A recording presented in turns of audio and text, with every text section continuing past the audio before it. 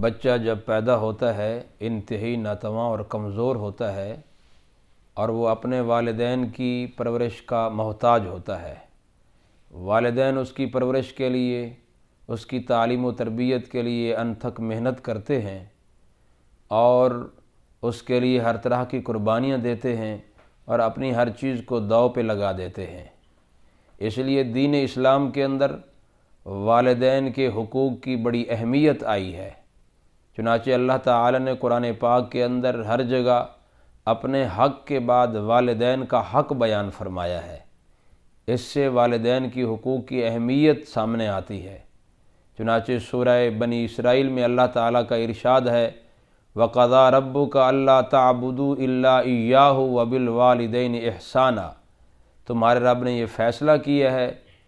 کہ صرف اللہ ہی کی بندگی کی جائے اور اپنے والدین کے ساتھ اچھا سلوک کیا جائے۔ اللہ رب العزت نے دیکھو اپنے حق کے بعد والدین کا حق بیان فرمایا ہے، اور اسی آیت کے اگلے حصے میں اللہ نے ارشاد فرمایا، وَإِمَّا يَبْلُغَنَّ أَحَدُهُمَا، اگر عندك الكبر، اللہ تعالیٰ فرماتے ہیں اما یبلغن عندک الکبر احدہما او کلاہما،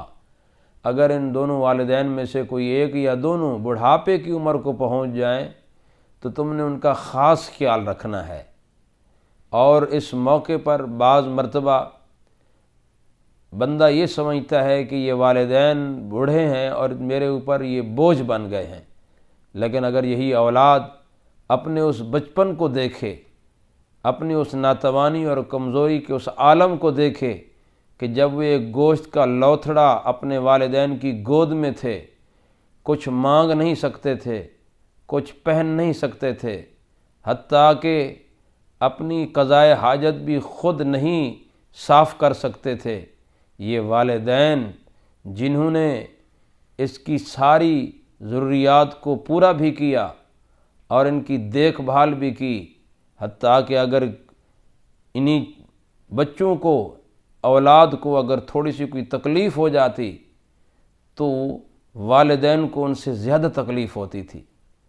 اگر بچہ روتا تو والدین کی رات کی نیند حرام ہو جاتی تھی، وہ ساری رات سوچتے رہتے تھے کہ ہمارے بچے کو، ہماری اس بچی کو کیا ہے، اس کے بارے میں سوچتے۔ معلوم یہ ہوتا ہے کہ بندہ اگر اپنی بچپن کی زندگی کو دیکھ لے تو وہ کسی صورت میں بھی، کسی حال میں بھی اپنے والدین کو اپنے اوپر بوجھ نہ سمجھے، بلکہ بڑی محبت اور فراخ دلی کے ساتھ ان کی خدمت کرے۔ اور اولاد چاہے جتنی بھی بڑی ہو جائے اور جس مقام اور رتبے پر پہنچ جائے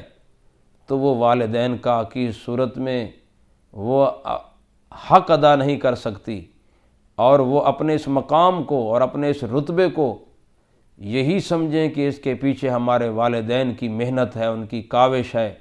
آج اگر ہم جس مقام پہ کھڑے ہیں، جس مرتبے پر کھڑے ہیں، اس کے پیچھے ہمارے والدین کا ہاتھ ہے، ان کی دعائیں ہیں، ان کی محنتیں ہیں، ان کی کوششیں ہیں۔ تو اس لیے بندے کو کسی صورت کے اندر اپنے والدین کسی قطعاً ان کی خدمات سے فراموش نہیں ہونا چاہیے۔ ہر حال کے اندر، ہر لمحے کے اندر، ہر لحظے کے اندر والدین کی خدمات کو مد نظر رکھتے ہوئے ان کے ساتھ اچھا سلوک کرنا چاہیے۔ چنانچہ قرآن کی اس آیت میں بڑھاپے کی حالت و کیفیت کو سامنے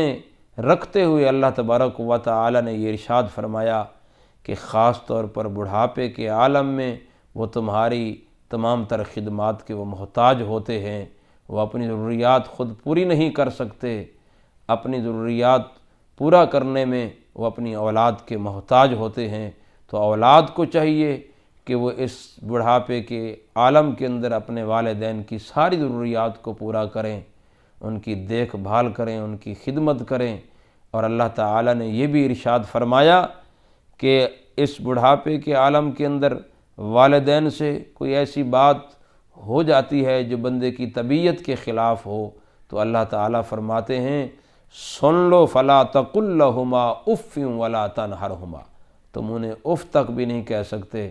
انہیں جھڑک تک بھی نہیں دے سکتے، بلکہ اگر بات کرنی بھی پڑ جائے تو اللہ فرماتے ہیں وَقُلْ لَهُمَا قَوْلًا کریما، بڑے احترام کے ساتھ، بڑی عزت کے ساتھ، بڑی ہمدردی اور سعادت مندی کے ساتھ ان سے بات کرو، اور ایسی بات قطع نہ کرو جو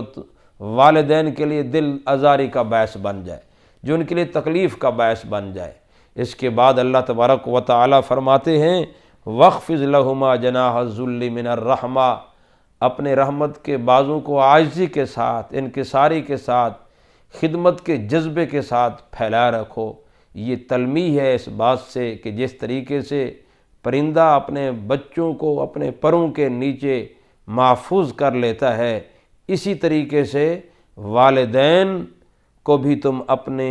ان خدمت کے بازوں کے اندر محفوظ کر لو اور ان کی ہر ضرورت کو پورا کرو، اور وہ اپنی ضرورت کو پورا کرنے کے لیے تم سے کسی چیز کا مطالبہ نہ کرتے پھریں، بلکہ تمہیں از خود دیکھنا چاہیے کہ اب ہمارے والدین کو کس چیز کی ضرورت ہے۔ اگر وہ بیمار ہیں، کوئی شوگر کے مریض ہیں، یا کوئی بلڈ پریشر کے مریض ہیں، یا دل کے مریض ہیں، ہمیں خود دیکھنا چاہیے کہ ان کو کون سی دوائی کی ضرورت کس وقت پڑتی ہے، ہمیں آگے سے آگے بڑھ کر ان کی خدمت کرنی چاہیے۔ اور اسی طریقے سے ہم جس طریقے سے اپنی روزمرہ اپنی اولاد کے لیے، بیوی بچوں کے لیے اپنی ضروریات کی چیزیں لے کر آتے ہیں، تو ہمیں چاہیے کہ اولین ہم اپنے والدین کو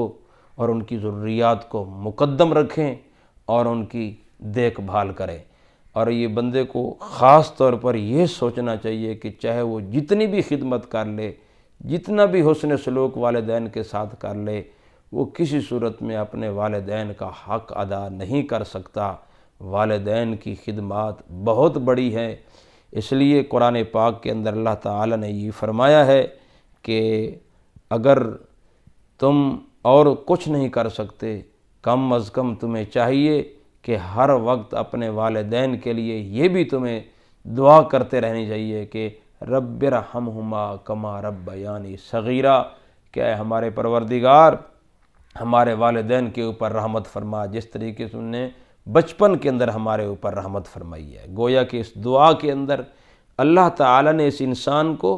اس کے بچپن کا وقت یاد دلایا ہے کہ اپنے اس بچپن کے وقت کو دیکھ، اس کمزوری اور ناتوانی کو دیکھ،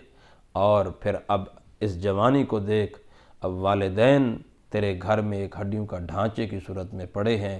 اب تیرا حق بنتا ہے کہ ان کی تمام ضروریات کو پورا کر۔ اور حدیث کے اندر بھی نبی کریم صلی اللہ علیہ وسلم نے والدین کے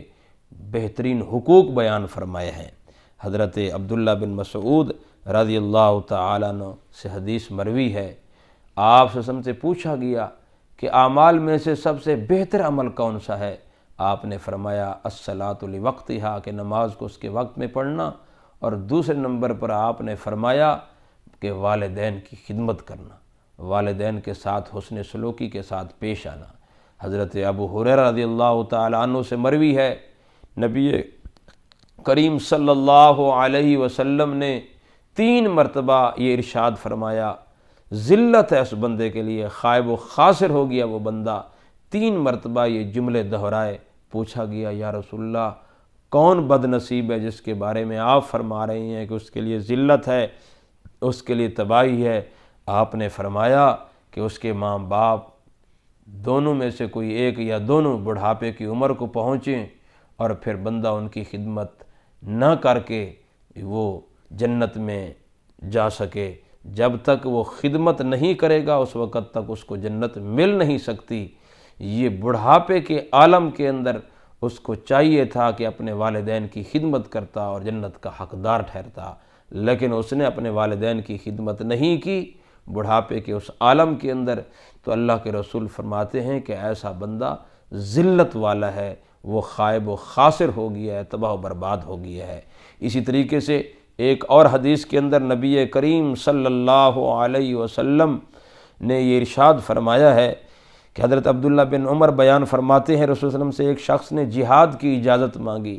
آپ صلی اللہ علیہ وسلم نے پوچھا کہ آپ کے والدین زندہ ہیں؟ اس نے کہا جی ہاں یا رسول اللہ میرے والدین زندہ ہیں۔ آپ نے فرمایا جاؤ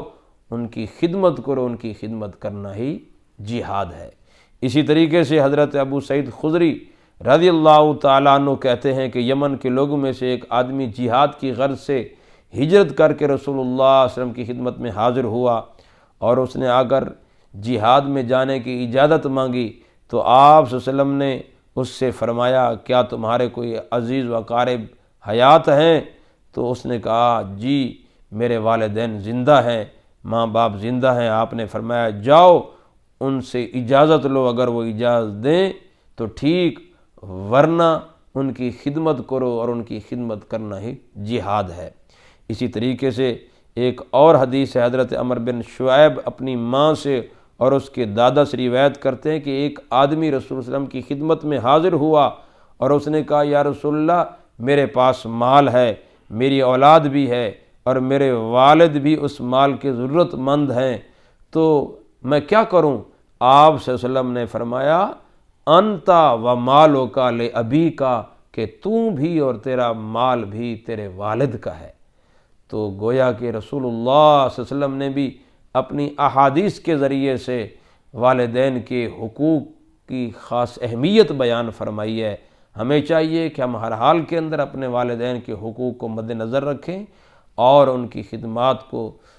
سراہتے ہوئے، سامنے رکھتے ہوئے ہم ان کے ساتھ ہر طرح سے اچھا سلوک کریں۔ اللہ تعالی ہمیں والدین کی خدمت کرنے کی توفیق عطا فرمائے۔